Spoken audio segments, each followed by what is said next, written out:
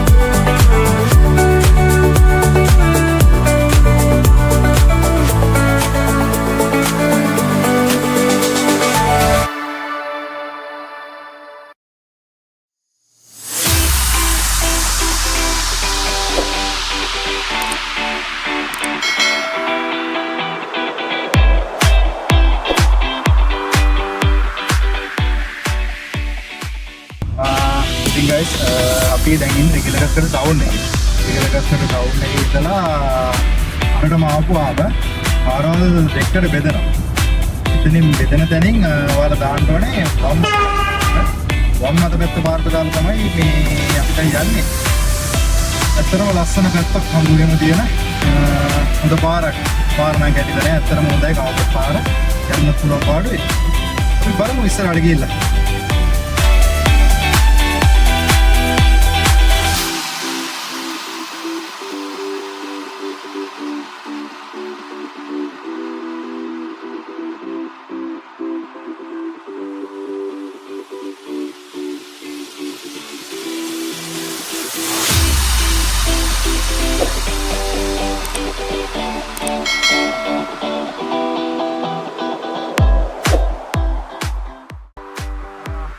තාම මන්දාරම් නුවරට යන ගම.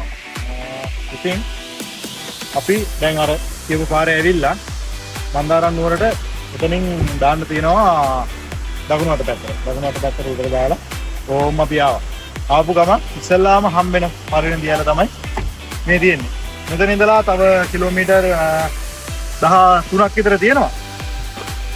අර ගන්නේ කුඹුරේ තිබ්බ මේ ක්ලයිමේට් එක මෙහෙට එනකොට පාර වෙනස් වුණා.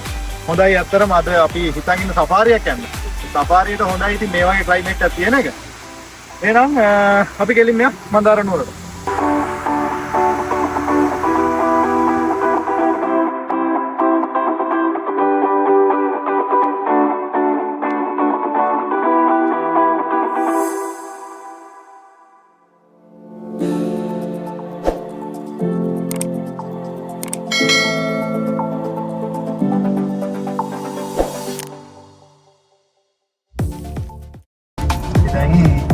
මන්දාරම් නුවරට යන ගම පාර ගැන කියන්න ඕනේ. පාර නම් ඇත්තටම අවුලක් නෑ. ඒ කියන්නේ බලවල් එහෙම නෑ. ඒකට පාර පටුයි. වාහන දෙකක් ආවොත් ඒවා බස් එකක් හරි මොකද අපිට හම්බුනොත් එම මේ පැත්තට ක්‍රොස් කරගන්න හැම අමාරුයි. ඊට අමතරව ඉතින් වෙන කියන්න දෙයක් නෑ. ඒ කියන්නේ පාර හොඳයි ලස්සන දෙපැත්තට මේ view එකක් තියෙනවා. ඈතින් අපිට මන්දාරම් නුවරත් පේනවා. ඔයාලා දන්නවද මන්දාරම් නුවරට ඇයි මන්දාරම් නුවර කියන්නේ කියලා? දන්නවනම් පල්ලෙහා කමෙන්ට් සෙක්ෂන් එකේ කමෙන්ට් එකක් දාන්න. මොකද ඇයි මන්දාරම් නුවර කියලා නම තිබ්බේ මොකද්ද හේතුව කියලා අපි දන්නවා. බලමු ඔයාලා දන්නවද කියලා. ඉතින් තව විනාඩි 10කින් 15කින් විතර අපිට යා ගන්න පුළුවන් වෙයි මං හිතන්නේ. ඉතින් පේනවා මන්දාරම් නුවර. අපි එන යා හිතන්න.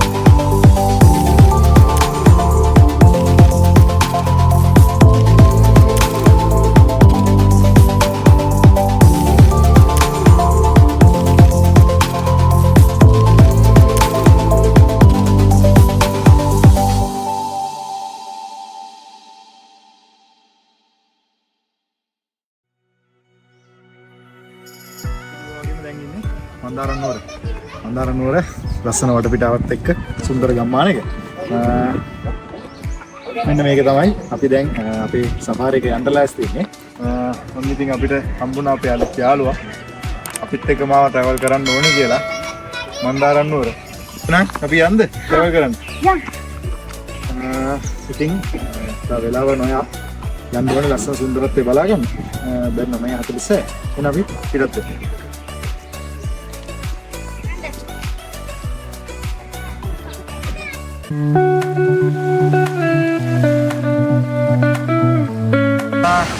අපේ පළවෙනි ලොකේෂන් එක. අතින් වල ඇල්ල. මීටර් 50ක් විතර උස ලස්සන මාස්කාන්ත ඇල්ල. කොමින්නු. බෝඩ් එක මෙතන තිබ්බද? යන්නේ මෙතනින්. මෙතනින් ඉඳලා තව මීටර් 50ක් විතර තමයි යන්න ඕනේ. අපි දැන් ඇල්ල ගාව.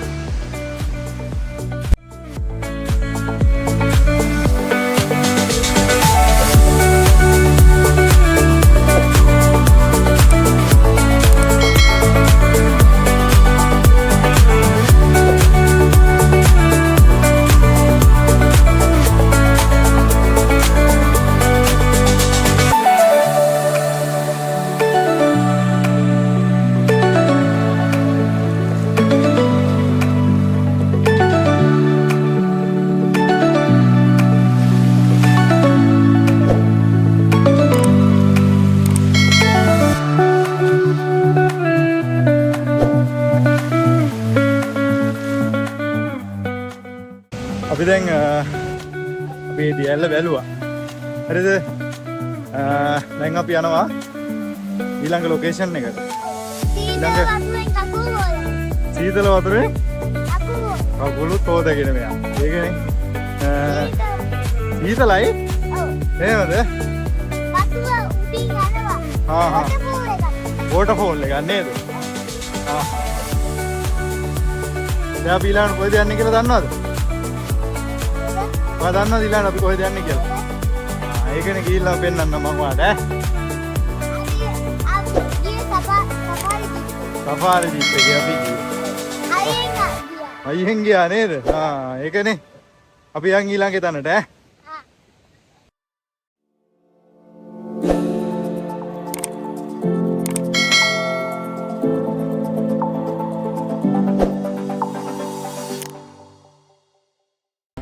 අපි දැන් සෆාරි ජීප් එකේ කබරගලට යන ගමන් ඉන්නේ. කබරගලට යන්න ඕනේ ඉලමුල්ල ජංක්ෂන් එකෙන් උඩට. ඉලමුල්ල ජංක්ෂන් එකෙන් උඩට යන්න තියෙනවා. පොඩි පාරක් තියෙන්නේ. සාමාන්‍යයෙන් මේක මේ තාර පාරක් නෙමෙයි කොන්ක්‍රීට් පාරක් තියෙන්නේ. එතකොට පුදුම වාහනවලට විපේනවා. ඒකට මාරු කරගන්න එක වාහනේ මට්ටමකේවත් දෙන්න ඕනේ. එනවා නම් ඉතින් කාර් වල බයික් වල නම් යන්න පුළුවන් අවුලක් නැහැ.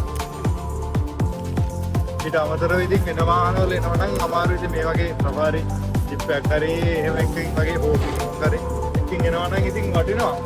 නැත්නම් ඉතින් අපරාධේ වාහනේ.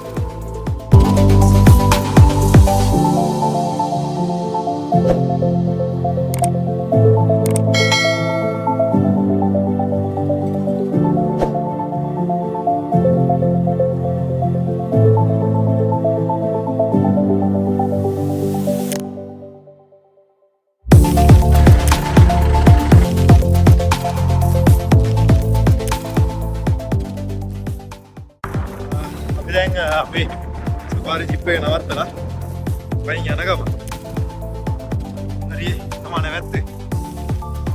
ඒක බලාගන්න පුළුවන්. පාරම ලස්සනයි. ඒ view එක වගේම තමයි යන්න අමාරු පාරක්. හිතන්නේ මේ හරි හුලං කපොල්ලක් හරි තියෙනවා.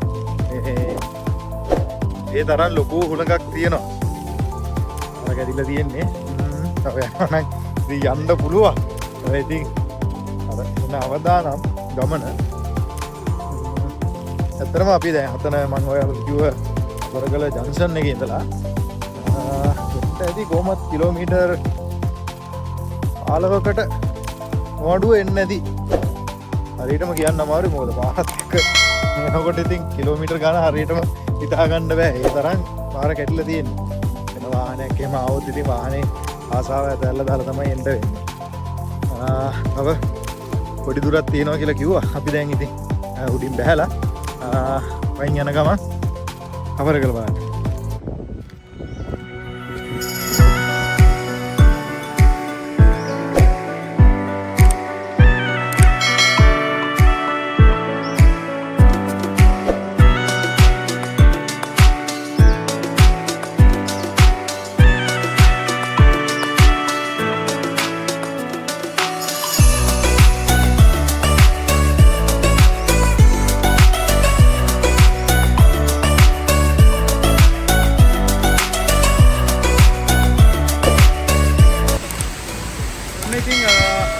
කබරගල බලාගන්න පුළුවන් ලස්සන.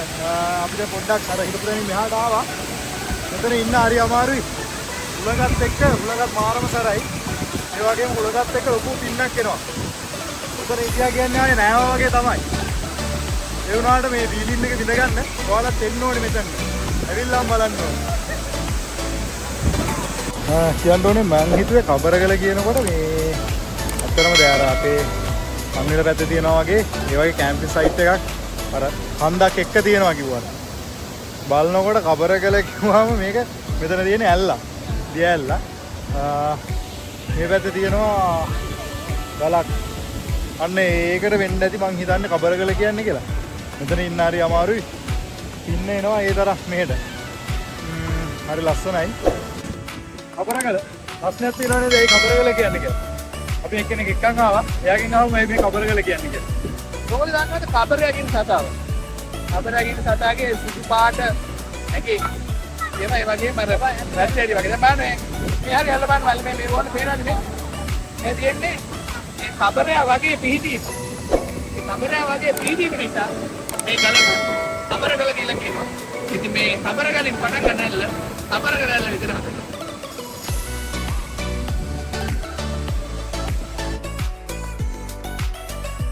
කබරගල ඉඳලා දැන් ආවා පොඩි කෑමක් කන්න කියලා නේද? ඒකට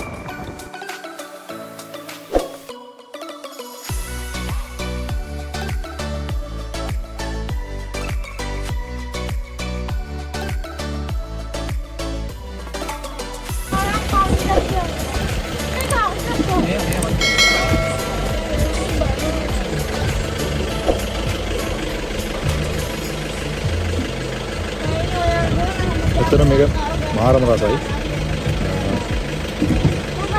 මම හිතන්නේ චිකන් පැටිස් කිව්වට අද තමයි හරියටම දැක්කේ චිකන් පැටිස් කොහොමද කියලා. සාමාන්‍යයෙන් අපිට චිකන් පැටිස් කියලා දුන්නට චිකන් පැටිස් නෙවෙයි නේද? ඒක පට්ටම.